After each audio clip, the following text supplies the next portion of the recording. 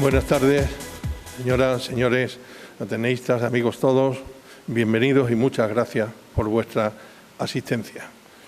Gracias, en primer lugar, al Ayuntamiento que nos cede este magnífico y lindo espacio. Hoy el tema, ya saben ustedes, que es la presentación de un libro. Para ello, por cierto, antes que nada saludar en la parte de los reconocimientos y agradecerle su asistencia a la delegada de Justicia de la Junta de Andalucía, señores y señoras concejales, muchísimas gracias por vuestra asistencia. Continuando con el programa de actividades culturales del Ateneo y como presidente del mismo, me cabe el honor de dar la bienvenida a este Ateneo y, por tanto, a Chiclana, a nuestro invitado, don José Julián Barriga Bravo, periodista y exdirector de los servicios informativos de la Presidencia del Gobierno bajo el mandato de Adolfo Suárez. Agradecerte, estimado y querido José Julián, el que hayas aceptado atenta y cordialmente nuestra invitación para la presentación de este último libro que has escrito. Se titula el libro En defensa de la transición, memoria de un testigo afortunado.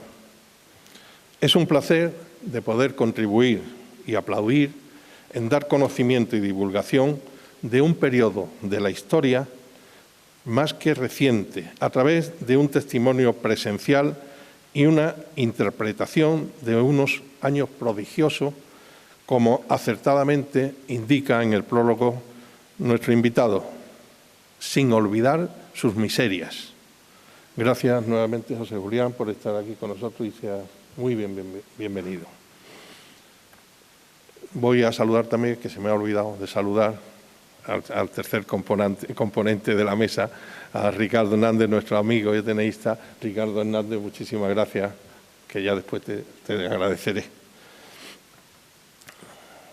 Los historiadores clásicos gustaban de espigar entre los personajes que pueblan la historia, aquellos que, por encontrarse en encrucijadas señaladas, por haber sido protagonistas de hechos relevantes o por cualquier otra circunstancia, parecían haber tenido en sus manos el destino de su época.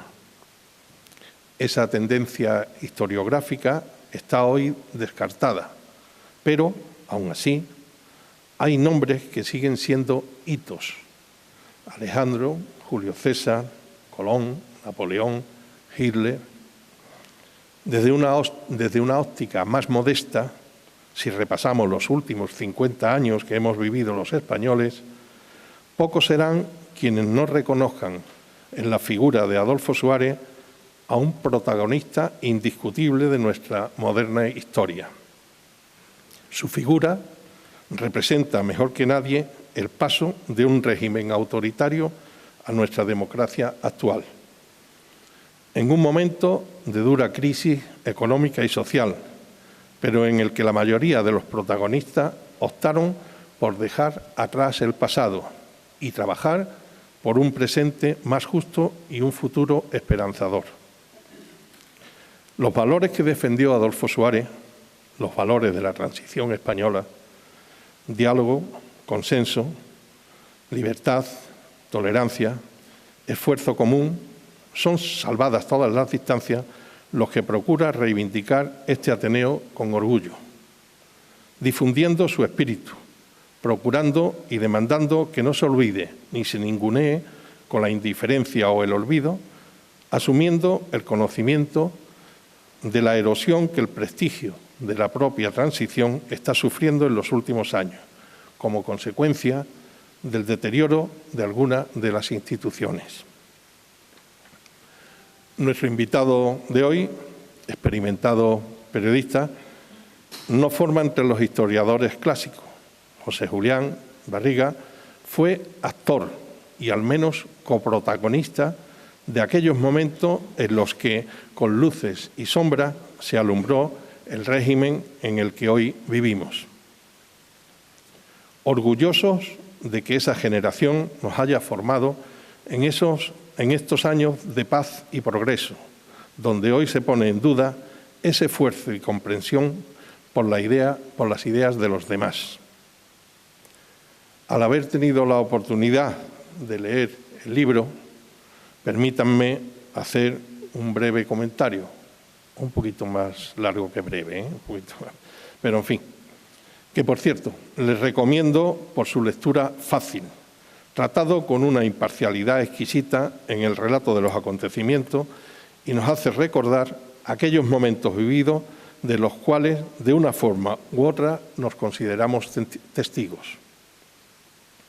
Con abundantes anécdotas, apuntes y relatos dignos de leer y quizás desconocidos, con un riguroso análisis de los factores que nos hacen reflexionar sobre el proceso en ese periodo. Sin olvidar las carencias y contradicciones del propio proceso, como fueron, entre otras, la corrupción, los frecuentes asesinatos de ETA, fallidas soluciones del desarrollo autonómico, tema aún hoy latente y sin resolver, y la reparación definitiva de las heridas de la guerra civil, entre otros. El autor expresa que la historia describirá ese periodo 1975-1982 como excepcionalmente positivo, tal vez incomparable. Ese periodo de la historia donde muchos de los presentes presenciamos un cambio tan profundo en lo social, en lo político y en lo económico, basado, según el autor, en 3 factores.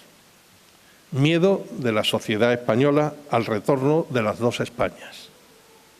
Emergencia de las clases medias, intentamos ser europeos, y desprestigio del régimen franquista. El libro, desde mi punto de vista, reúne 2 esquemas. Uno, la explicación global del cambio y, por otra parte, el trabajar en la Moncloa, un capítulo esencial donde describe su relación estrecha y colaboración intensa con el presidente Suárez, narrando con apuntes extraordinarios la citada relación, haciendo hincapié sobre la dimisión del presidente. Resumo con lo que el autor del libro escribió literalmente en un periódico, que el monumento a Adolfo Suárez se erigió con las piedras que sobraron para lapidarlo. Asimismo, resalta y enaltece a una clase de españoles distinguidos y afortunados que hicieron posible vivir unos años de una especie de edad dorada, entendida como el arte del diálogo y del consenso, con una generación de políticos que antepusieron la razón de la convivencia y de la tolerancia a sus legítimos intereses ideológicos. Describe la función del rey emérito Juan Carlos I con severidad crítica y los protagonismos de la prensa y los medios de comunicación.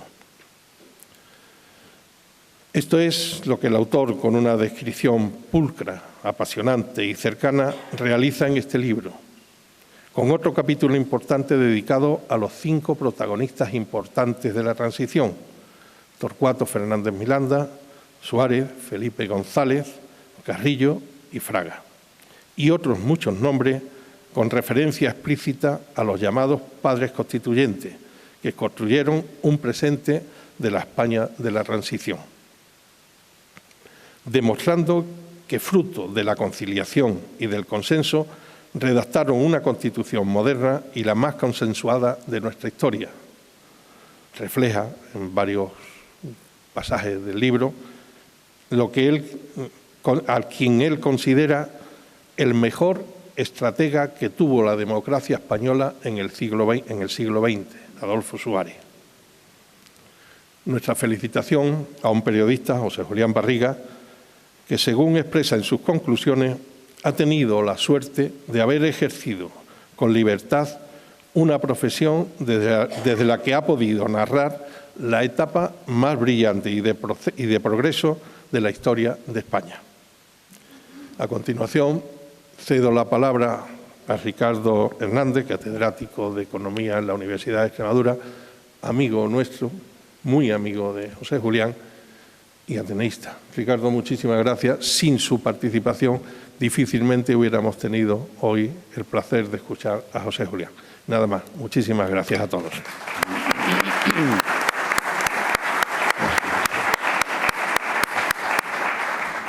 Muchas gracias, presidente.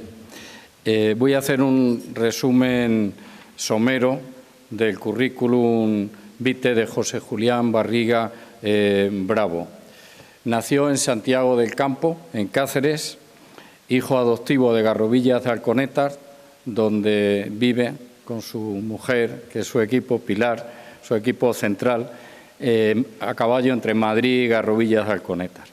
Periodista, cursó estudios de periodismo y políticas en la Universidad Complutense de Madrid, redactor del diario Hoy, de Radio Nacional de España, de la agencia de prensa Piresa. En la agencia EFE desempeñó diversos puestos, redactor jefe de la sección política del diario Pueblo de Madrid, jefe nacional de la revista Tiempo, subdirector y director adjunto del diario Ya de Madrid, director adjunto de los servicios informativos de la cadena radiofónica COPE. Durante los años de la transición política fue el primer director de los servicios informativos de la presidencia del Gobierno, bajo el mandato de Adolfo Suárez. Durante esta etapa fue comisionado para ir a la República Federal Alemana para estudiar e implantar en España los servicios de información administrativa. En 1981 fue designado director general de Relaciones Informativas de la Presidencia del Gobierno. Con posterioridad fue nombrado director y consejero de la Agencia Especializada en Información Económica Comtelsa. Desde 1992 a 2005 ha ejercido como director general y vicepresidente de la agencia de noticias Servimedia. Durante esta etapa, Servimedia editó más de 20 revistas especializadas de información social y se crearon diferentes publicaciones digitales en este mismo campo. Ha participado en numerosas tertulias radiofónicas, COPE, Onda Cero, Radio Nacional, Televisión Española, BOTV, Punto Radio, etcétera. Ha pertenecido en diferentes etapas a la directiva de la Asociación de la Prensa de Madrid. Está en posesión de la Cruz de Oro de la Solidaridad como reconocimiento a la labor desarrollada en la promoción de la información social. Miembro de la Comisión de Arbitraje y Deontología de las Federaciones de Asociaciones de la Prensa de España. Miembro de la Real Academia de Extremadura de las Artes y de las Letras. Autor de numerosas publicaciones, artículos, libros. Solo citaré algunos libros. La Calleja del Altozano, Memorias de un lector inexperto, El maestro organero, Europa desde Yuste, entrevistas con los premios europeos Carlos V de la Fundación Europea Iberoamericana de Yuste, La imagen social de las personas con discapacidad, estudios en homenaje a José Julián Barriga Bravo. Ha pronunciado conferencias en universidades, instituciones, tanto españolas como extranjeras, por ejemplo, por citar algunas, en la Universidad Michel de Montaigne de Burdeos, sobre la mujer como tótem, panfeminismo y el sentido amoroso de la obra de Juan Ramón Jiménez, y es este uno de los tópicos, Platero y yo, en los que es considerado un experto internacional. No me detendré en detallar todo esto, porque lo que he hecho hasta ahora es un resumen objetivo de lo que se puede encontrar en Internet, en estos libros, que también pueden llevarse hoy, que tenemos aquí, que lo puede dedicar el autor. En los minutos que me restan, que me ha concedido el presidente, hablaré de otra parte, no por menos conocida, menos importante del autor, según el enfoque subjetivo de quien les habla, por mi conocimiento personal del mismo y la lectura del libro, que voy por la tercera vez que lo leo. Les aseguro que les va a pasar algo parecido, porque tiene una cantidad enorme de conocimiento, de sustancia, y es muy interesante. Yo creo que es un hito el tener este libro, el disponer de este libro, y hay que darle las gracias a su autor. Bueno, 3 pinceladas solamente de esta parte subjetiva, que es menos habitual en la lectura de un currículum. Aquí me la juego un poco. Primero, valores, honestidad, coherencia, claridad, se ve todo esto en el libro, estos valores que enumero, liderazgo, perseverancia, modestia. El título, él habla de testigo afortunado. Yo no sé si es testigo afortunado, espectador, observador. Sí sé, porque se ve en el libro claramente, que ha estado en primera línea, muchos días y en muchos momentos claves de la transición. Tomador de decisiones, compromiso, la familia y mentalidad de equipo. Hijo, nieto, bisnieto de Guardia Civil. Antes lo hablaba con Emilia, ese es un segundo punto muy remarcable. Y tercero, inspirador, fundador de numerosas organizaciones, por ejemplo, a título solamente de ejemplo.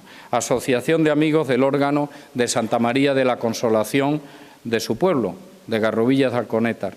Asociación Cultural Alconétar, Asociación Cultural Domingo Marcos Durán, Asociación para la Conservación y Promoción de los Órganos Históricos de Extremadura, Federación Extremadura Histórica, Jornadas de Historia Local de Garrovillas de Alconétar, Memoriales Domingo Marcos Durán de Música Renacentista, el Club Senior de Extremadura.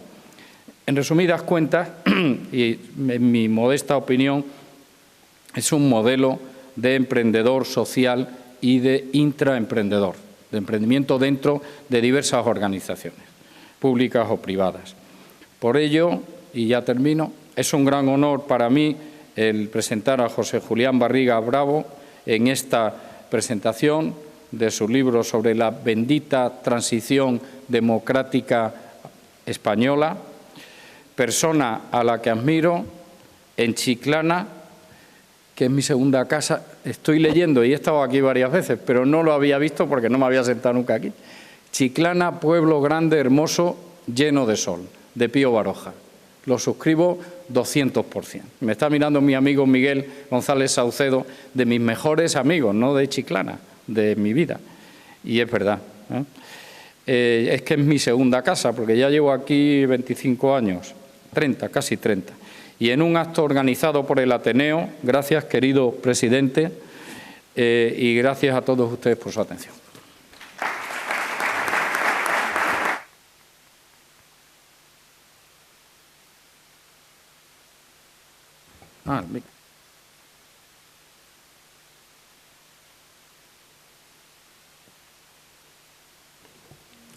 Gracias por la asistencia de todos ustedes. Señora delegada, autoridades, querido presidente del Ateneo, Francisco, gracias Ricardo, amigos, me encuentro feliz aquí en Chiclana, donde esta mañana he recibido primero una sorpresa, porque me han convocado para hacer una entrevista y me he sentado a esperar la hora y he reparado, mirando para detrás, que estaba en la plaza de Adolfo Suárez, había un rótulo.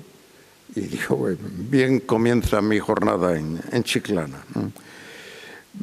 Ustedes lo tienen esto muy conocido y lógicamente nada sorprendente para ustedes, pero este entorno, la bahía de Cádiz, para toda la gente que sentimos la emoción de la historia en los diferentes territorios de España, para mí esta bahía es donde nace la España moderna, donde nace la España constitucional y como digo, emocionalmente importante para quienes reflexionamos y nos gusta la historia. Y para mí muy particularmente, lo hablaba hoy con el presidente del Ateneo, yo soy un ferviente seguidor de una personalidad de mi tierra, Muñoz Torrero, que hizo historia en Cádiz, en las Cortes de Cádiz y en la primera Constitución de consenso.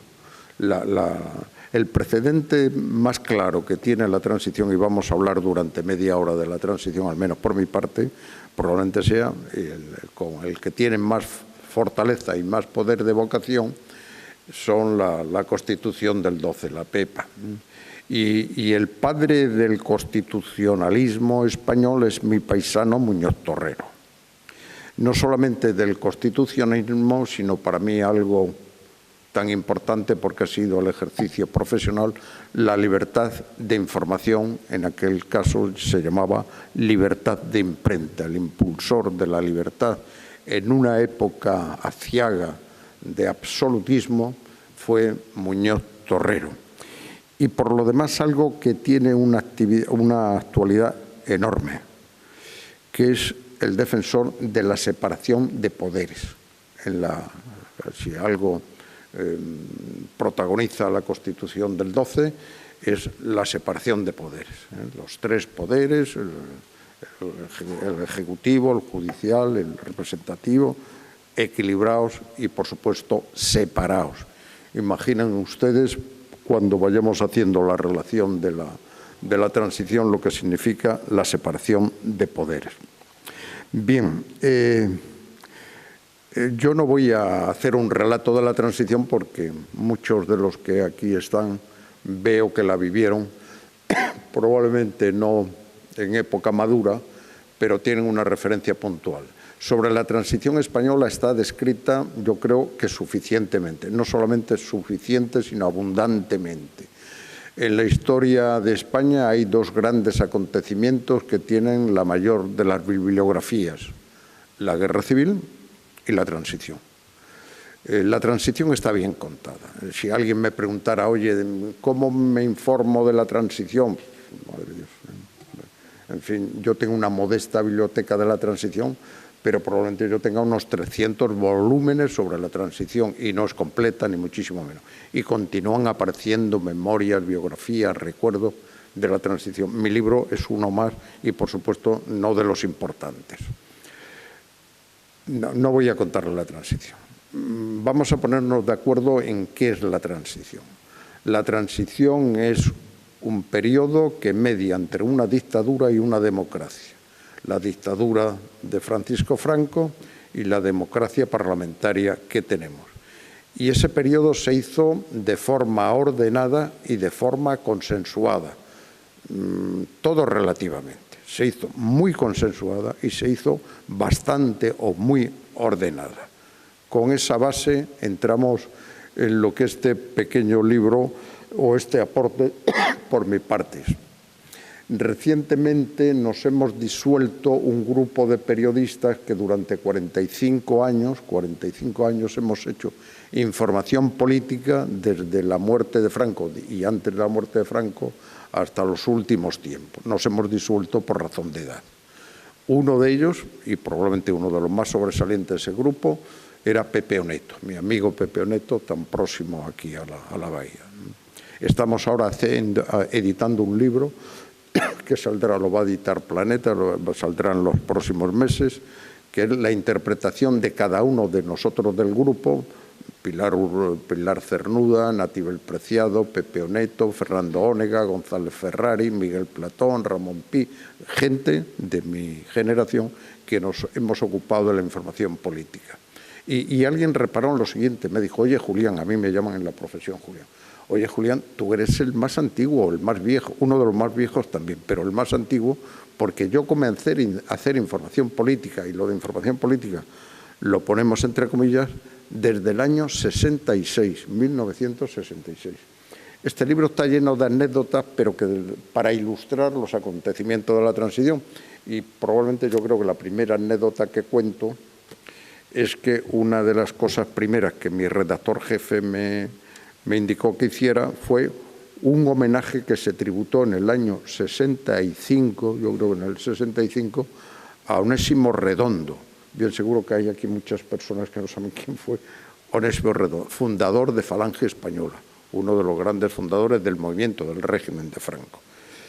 Yo me fui a un pueblo de Segovia, se llama Lavajos, y hubo allí, y claro, voy a citar nombres, Girón de Velasco, José Antonio Girón de Velasco, un discurso enorme de alabanza a una fundadora. Yo era un pipiolo, un jovencito, y después del acto, sorpresivamente, porque yo no sabía cómo se planteaban aquellas cuestiones, se canta el Cara al Sol. En aquellos tiempos se cantaba el Cara al Sol al final de todos los actos en que intervenían los líderes o dirigentes del régimen. A mí no se me ocurrió levantar el brazo y detrás me pegaron un pescozón con la siguiente frase: levanta el brazo, socabrón. Así comenzó mi ejercicio profesional en la información política. Levanta el brazo, socabrón. Bien, pues a partir de ahí, desde el año 66, en este libro, por aquello de hacer el relato más claro, para la gente que no haya conocido bien todos los acontecimientos de la transición, yo hago 10 acontecimientos importantes de la transición, que son los hitos en los que todos ellos se presencia como periodista. Yo no tengo ningún mérito especial, yo me he ganado la vida haciendo de periodismo, asistiendo a los actos, que para eso me pagaban, y relatando conforme podía o sabía. Ese tipo de acontecimientos, todos ellos, pues mire usted, yo es que está presente, dice, año 67, promulgación de la Ley Orgánica del Estado, que es un intento baldío que hizo el régimen de abrirse porque las presiones, porque se estaba ya comenzando a descomponer el régimen de Franco en el año 67 y se crean unas nuevas estructuras que algunos de ustedes recordan, los procuradores familiares. En la Ley Orgánica del Estado se presupone ya la sucesión de Franco a título del rey, a título de rey, efectivamente. En el año 69 se nombra al príncipe Juan Carlos sucesor a título de rey de Franco. En el año 73 asesinan a Carrero Blanco, en el año 75 muere Franco. Todos estos acontecimientos yo he hecho crónica porque los he vivido. Y cuando mis amigos me dijeron, oye Julián, si es que tú eres el más antiguo de todos nosotros, pues fue un impulso para decir, oye, pues yo voy a interpretar la transición conforme la vi, conforme escuché y conforme a las reflexiones que yo he ido asumiendo en mis aficiones por la historia. Mi relato tiene una base fundada, yo creo que suficientemente, para mí quienes son los maestros de la historia contemporánea de España, de forma más académica, de forma más científica, de forma más objetiva, que son Santos Julián, Álvarez Junco, Fusi, Juan Francisco Fuentes, probablemente Moradiellos, Artola, que es anterior a ellos. Esos son mis maestros para mi ejercicio profesional del periodismo. Lo que voy a contar coincide básicamente con todos ellos. ¿Qué voy a contar? Voy a contar, y esto puede suponer como un pronunciamiento de soberbia generacional, yo creo que no lo es, pero puede parecer, porque mi libro dice lo siguiente, que la transición es la etapa histórica de España más floreciente, de mayor progreso y de mayor libertad de toda la historia de España. Oye usted, ¿en qué se fundamenta usted para que resuma en no sé cuántos siglos de historia de España, para que en una parte, una facción, una sección de esa historia sea la más floreciente, la de mayor progreso y libertad? Pues mire usted, lo voy a contar, lo voy a contar. Hay una persona que yo le tengo aprecio intelectual y ahora está en polémica, que es Javier Cercas, que al hilo de un libro de Stefan Zweig de los momentos estelares de la historia de la humanidad, él viene a decir, hombre, que la transición en sus inicios pues es también un momento estelar de la historia de España. Yo digo más, digo que así como en todos los pueblos tienen un capítulo de una edad de oro en las artes, en las letras, en las ciencias, en España tenemos nuestra propia edad de oro en todo esto y de forma muy encomiable y de una forma muy sobresaliente. Yo digo que la transición, al menos en sus inicios, es una verdadera edad de oro de la política española. Nunca ha habido tanto consenso, nunca ha habido tantos acuerdos, nunca ha habido tantos instrumentos de progreso como se pusieron en los años de la transición. Pero al editor de este libro yo le sugerí que no me gustaba este título, de En defensa de la transición, memoria de un testigo afortunado. Él me decía que vende más o que puede vender más este título que el que yo le sugería. Mi título era La transición española, gloria y miserias de la transición española. Gloria y miseria, porque yo quiero contar, porque las he vivido, las he presenciado, las he conocido, también las miserias de ese tiempo que digo que es el más floreciente, el de mayor libertad, el de mayor progreso de la historia de España. Para valorar la transición tenemos que tener en cuenta de dónde veníamos. Veníamos de un siglo XIX tremendo y tengo una cita que la leo porque son 5 líneas de una persona de autoridad académica. Dice más o menos lo siguiente, a ver si lo encuentro. Dice, para valorar la transición, no hay que olvidar de dónde veníamos. El hecho incontrovertible, dice ese historiador, es que desde Fernando VII, estamos hablando ya otra vez de las Cortes de Cádiz, desde Fernando VII hasta la última guerra civil, transcurre un turbulento periodo de 103 años en los que se producen 14 cambios en la jefatura de Estado, 3 de los cuales suponen cambios radicales de régimen. Son destronados 3 reyes y desterrados 2 regentes. Hay 8 cambios de constitución, 3 guerras civiles, más la cuarta, la última guerra civil nuestra. 4 asesinatos de jefes de Estado o de gobierno, más un quinto, Carrero Blanco, digo yo. 109 gobiernos y más de 25 intentos revolucionarios. En esta descripción le añadimos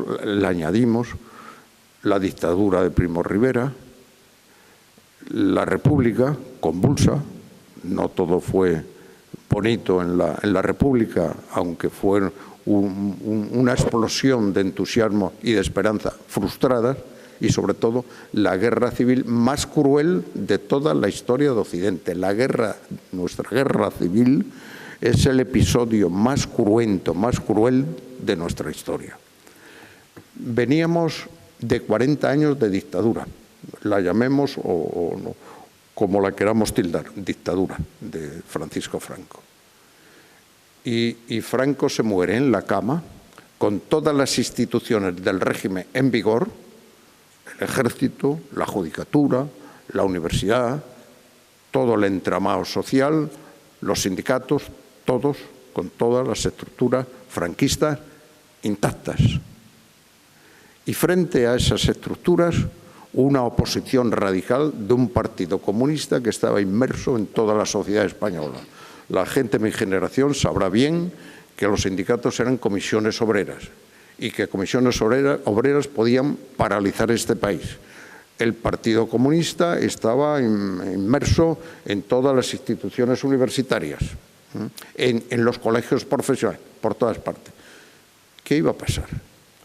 Quienes vivimos aquellos tiempos, yo siempre, de alguna forma creo que en el libro lo reflejo, yo tenía, porque lo estaba presenciando, porque me conocía a los agentes políticos de una y de otra parte en aquella confrontación, yo tenía algo así como diríamos, pues una preocupación existencial. Se podía producir, hombre, si no una guerra civil de nuevo, si una confrontación enorme, unos periodos, unos años de una inestabilidad enorme. Yo estaba recién casado, yo tenía niños pequeños. Mi mujer me recordaba mi obsesión, el frigorífico lleno y los pasaportes en regla, porque yo sabía y conocía lo que podía pasar.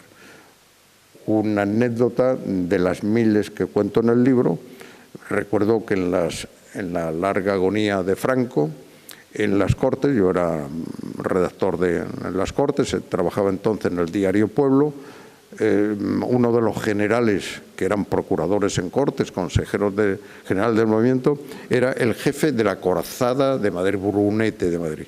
El ejército español, aparte yo no sé si de la Legión, pero sí desde luego la unidad más proactiva y de mayor poderío militar era la Brunete, la acorazada, que tenía en el Golfo. Le dije yo, mi teniente general, García Rebol, ¿Cómo lo veo? No sé. Y él, que era tartaja, me dijo, 20 minutos. Yo que 20 minutos, Franco se está muriendo, 20 minutos, ¿qué era esto? Y alguien me ayudó a decir, 20 minutos es lo que tardan los tanques del Goloso de Madrid en tomar las Cibeles. 20 minutos, en 20 minutos tranquilos todos, no pasa nada, 20 minutos los tanques están en la... Esa era la situación que vivíamos, ¿eh? O sea, radicalmente un partido comunista o una izquierda muy consolidada ya en las instituciones y todas las instituciones tomadas todavía por el franquismo. Cuando asesinan a Carrero Blanco, la ETA, lo que no se contó, porque no pudimos contarlo a los periodistas, había censura, es que hubo un golpe de Estado interno en el régimen. Y eso yo creo que no está suficientemente narrado en los libros de historia. Es decir, asesinan a Carrero Blanco, yo estuve asomado al hoyo donde estaban la carga de explosivos que lanzó el coche de Carrero Blanco por encima del convento de los jesuitas, asomado allí cuando todavía nos decían y creíamos que había sido una explosión de gas. Y claro, quien más y quien menos, por supuesto, en mi caso, decía, fíjate que es una casualidad, o sea, pasa por aquí el coche del presidente del gobierno, estalla las tuberías de gas y el coche sale volando para arriba. No sabíamos que era ETA. Durante horas, lo que la policía sospechaba, porque había un olor a gas enorme por ahí, era que había una explosión de gas. ¿Quién era el jefe, el ministro que tenía la competencia de guardar las instituciones y a la persona del presidente del gobierno? El ministro de Gobernación se llamaba Carlos Arias Navarro. Pues bien, el sustituto de Carrero Blanco en la presidencia del gobierno es el ministro de la Gobernación, que sería el que hubiera tenido mayor responsabilidad en el crimen de ETA de no haberlo salvaguardado suficientemente. ¿Quién era el presidente del gobierno? Inspectore, su vicepresidente del gobierno, que además era una persona muy preparada dentro del régimen, Torcuato Fernández Miranda. Torcuato Fernández Miranda era el valedor del rey. El rey, entonces príncipe, no era querido por el sistema ni por el régimen. La falange, el movimiento, recelaba de un Borbón. Todo eso lo estábamos viviendo y, sin embargo, el presidente del gobierno fue Carlos Arias Navarro por un impulso de la familia de Franco en contra de la sucesión natural que podría haber sido Torcuato Fernández Miranda. Bien, ese tipo de cuestiones de la situación en que se encontraba el régimen, pues era una de las claves que en la transición, en los primeros tiempos, produjo mayor zozobra.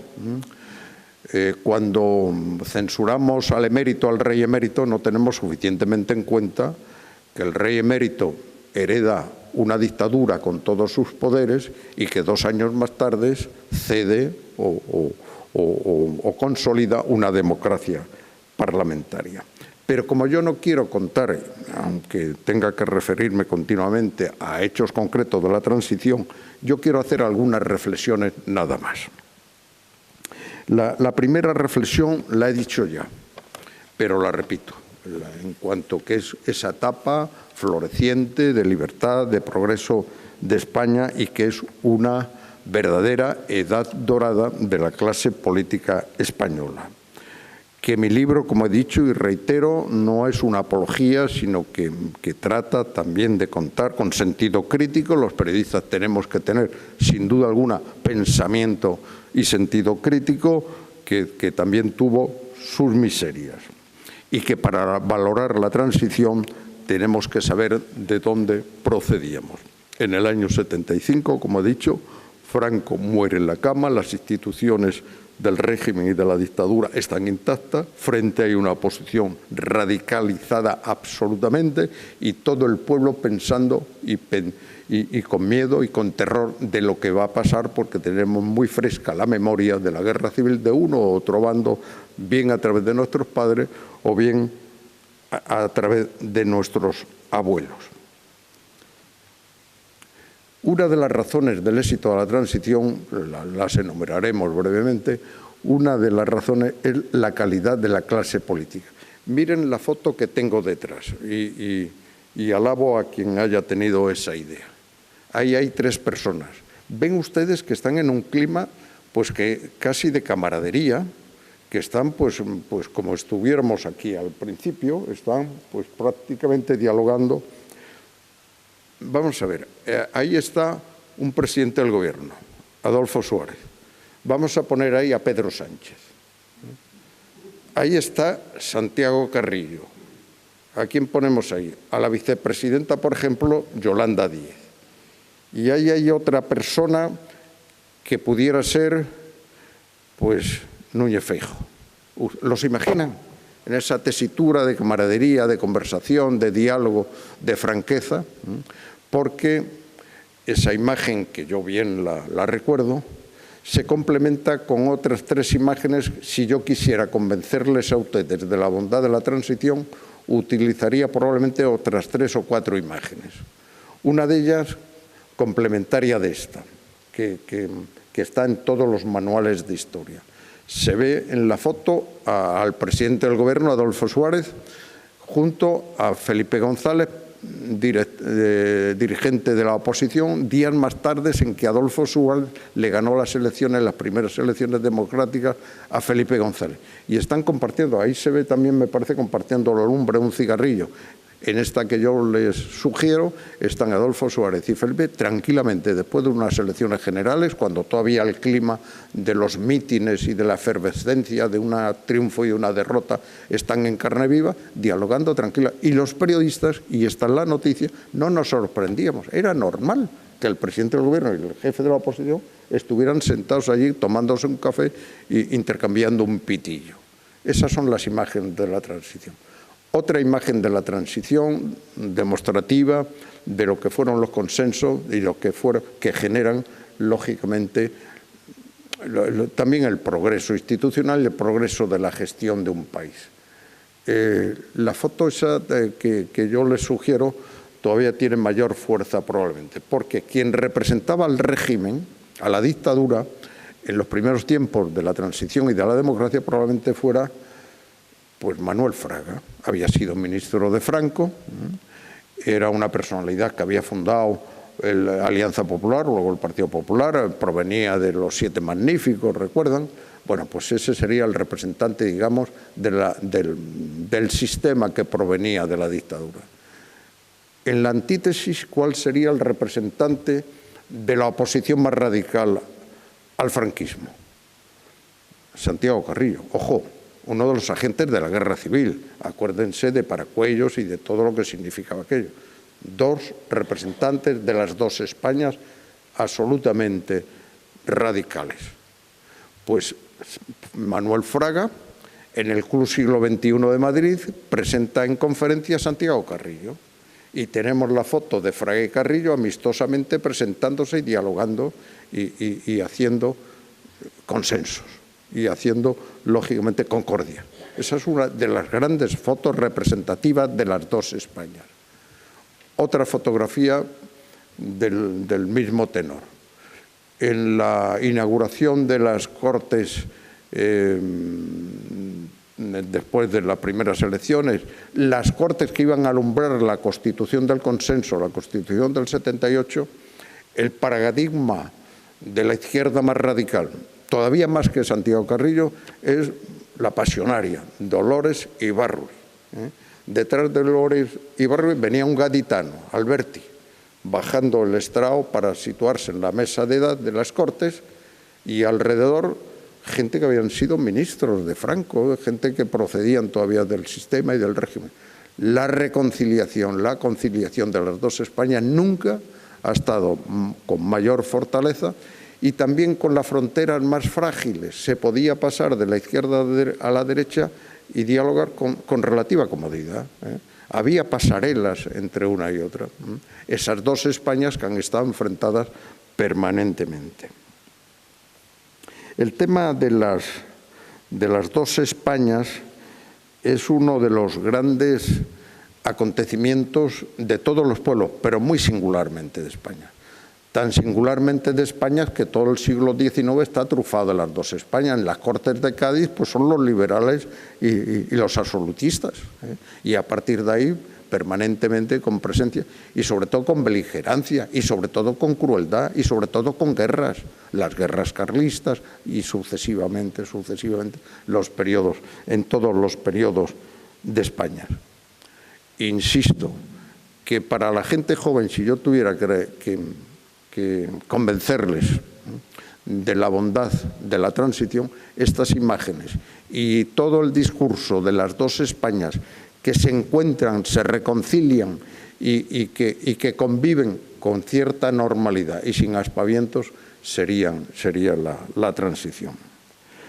La transición resolvió de un plumazo 3 de los grandes problemas que hemos tenido en España a lo largo de los siglos por los siglos. El problema militar.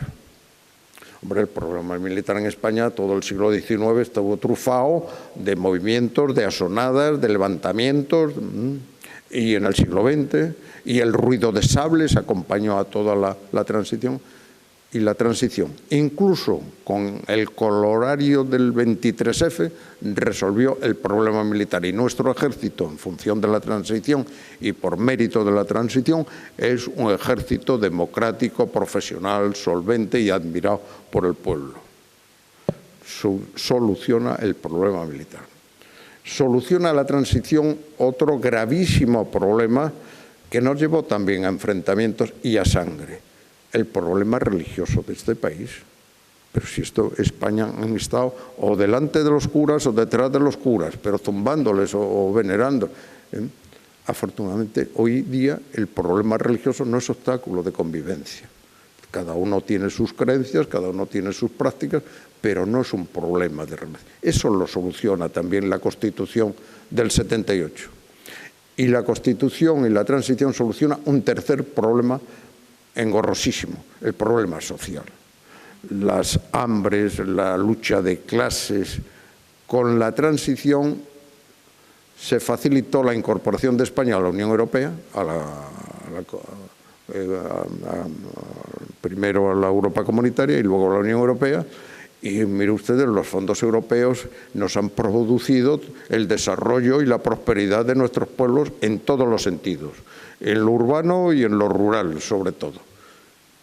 Hombre, la transición no solucionó el problema territorial, es obvio. Tenemos ahora en carne viva el problema territorial. No lo pudo solucionar y puso las bases de solucionarlo y no ha terminado solucionándolo por la deslealtad de algunas de las personas y de los grupos que firmaron la Constitución. Es un problema de deslealtad. No solucionó otros problemas tremendos, por ejemplo, la reparación a las víctimas del franquismo. No hay derecho que la transición no solucionara el problema de las víctimas y todo lo que eso ha significado y sigue significando. Y no lo solucionó, y me consta que Adolfo Suárez intentó solucionarlo, la UCD intentó solucionarlo, por el maldito ruido de sables, de aquello, que tiene una determinación tremenda con el 23F. No solucionó otros problemas, pero los problemas globales y cruciales de la historia de España quedaron resueltos.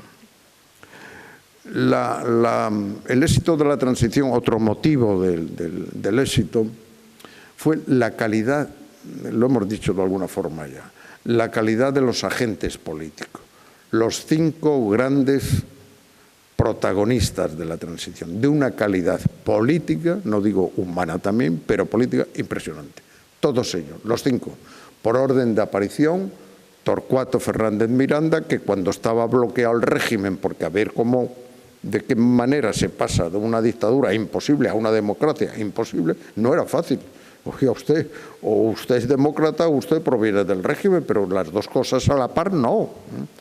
Y eso se solucionó con un folio. Un folio en una tarde de verano, un señor que no había sido presidente del gobierno porque el régimen propuso y aupó a Carlos Arias Navarro en contra de Torcuato Fernández Miranda, en aquel momento no llegó. a ser presidente del gobierno. Y este señor, cuando estaban bloqueados, porque Manuel Fraga tenía un proyecto de constitución muy completa, muy bueno, pero muy exigente y poco probable de realización, y los universitarios, los cátedros de constitucional tenían otro proyecto, y el régimen tenía otro, y el búnker otro proyecto, y aquello era una ensalada de proyectos diferentes de cómo salir del franquismo para ir a una situación democrática. Era imposible. Este señor escribió un folio, dijo de la ley a la ley a través de la ley. Y hubo que convencer. Hubo una tarea enorme, porque cuando yo hablo de los grandes protagonistas, en la segunda fila de los protagonistas, en la segunda, en la tercera división, en la preferente regional, hubo mucha gente, decenas de gente trabajando a favor. Pero esos 5 fueron. Digo que el primero, por orden de intervención, fue Torcuato Fernández Miranda, y el segundo fue Adolfo Suárez. Si antes he dicho que el rey hereda la dictadura y cede un régimen parlamentario, digo que el gestor de toda esa faena muy difícil de realizar, porque claro, ahora es muy fácil relatar la transición sin reparar en los peligros y en las dificultades que tuvo. Pues bien, el gestor fue Adolfo Suárez, sin ningún género de duda. Pero la transición no hubiera sido posible sin Santiago Carrillo. Eso es clarísimo, y eso está admitido en todos los manuales y en todos los estudios de esta época y de esta etapa. Y el cuarto protagonista, y a las pruebas me remito porque fue al fin y al cabo el que cierra el arco de la transición, fue Felipe González. Hombre, y hay un quinto muy importante, que es el que domesticó a las fuerzas que provenían del régimen para que acataran y aceptaran la Constitución, un sistema que fue Manuel Fraga.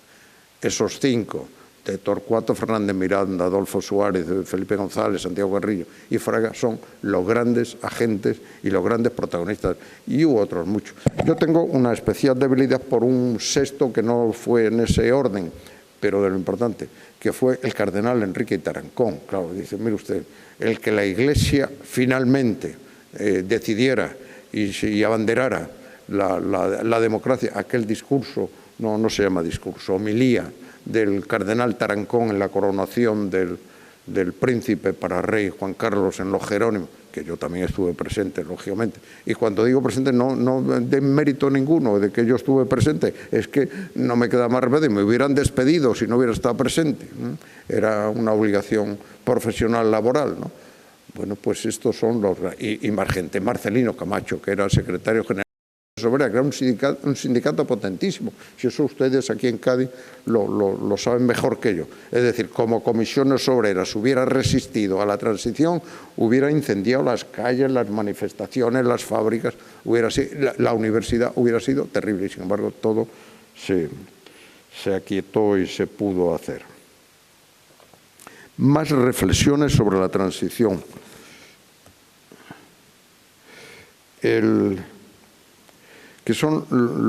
Yo no quiero hacer referencia a la actualidad.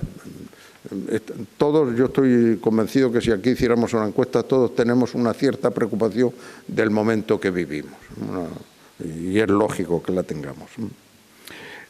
Hay una preocupación de la polarización.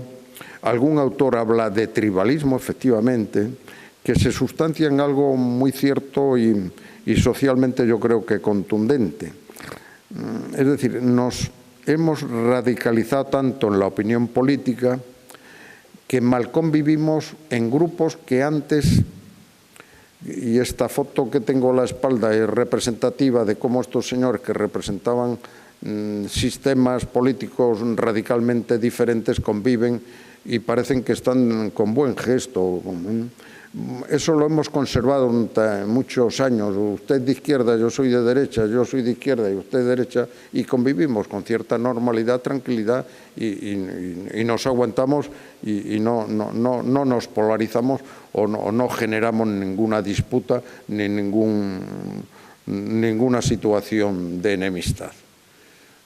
Quien más y quien menos tenemos dificultades o presenciamos dificultades de relación en la familia, por razón política, en el grupo profesional al que pertenecemos, en la vida amistosa.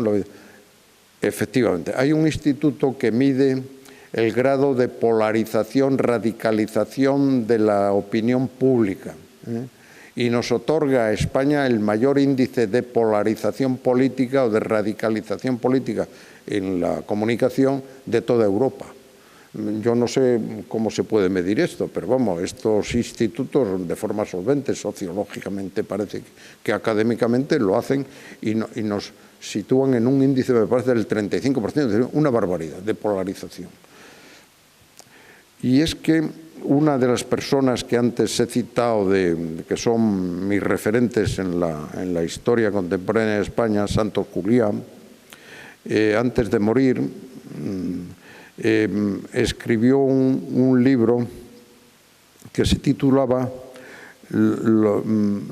Los grandes retrocesos. Los grandes retrocesos, el título.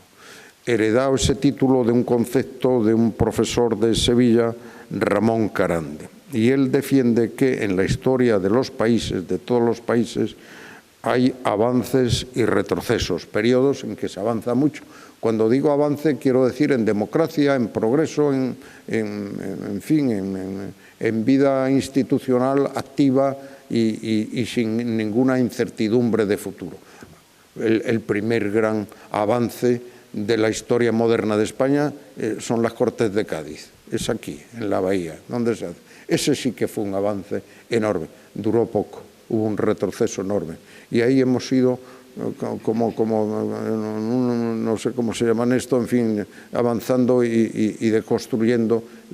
Y Santos Juliá, que era a lo que me refería, dice que, lo dijo antes de morir en un artículo, decía, al hilo de la situación de Cataluña, hace 3 años, dijo, me temo que comenzamos a vivir otro retroceso en la historia política de España. Era su opinión, una opinión fundamentada. Les sugiero una reflexión. Si yo estoy, a pesar de la preocupación que me genera, porque lo he vivido en primera línea, todos los acontecimientos de la transición, una cierta tranquilidad, y a mis amigos, oye, tú que no, bueno, hombre, tranquilo, no, en fin, no, la sangre no llegará al río, hombre, ya verás. Yo, el argumento que utilizo y lo que yo me aplico para tranquilizarme es algo muy, muy claro. Fruto de la transición, éxito de la transición. Oye, estamos en la Unión Europea, tranquilo, que la Unión Europea tiene sus fundamentos, tiene sus instituciones, España pertenece a la Unión Europea, mal que bien, ya verás, en fin, no nos van a faltar recursos. Bien, fruto de la transición, la Unión Europea. Adolfo Suárez solicitó la incorporación de España a la Comunidad Económica Europea, Felipe González lo consolida, tranquilo. Otro elemento para mí de tranquilidad, que no hay duda, y yo lo he vivido y lo explicaría con mi propia biografía profesional y anécdotas, entre ellas la del 23F, mi peripecia personal en el 23F. Pertenecemos a la OTAN, no hay ruidos de sable. Nuestro ejército es absolutamente profesional y democrático. Si no estuviéramos en la OTAN. Lo que nos podrían estar sonando los oídos a siglo XIX. A mí son 2 argumentos que relativamente me tranquilizan a pesar de las incertidumbres en que vivimos. Creo que debo ir terminando. Hay una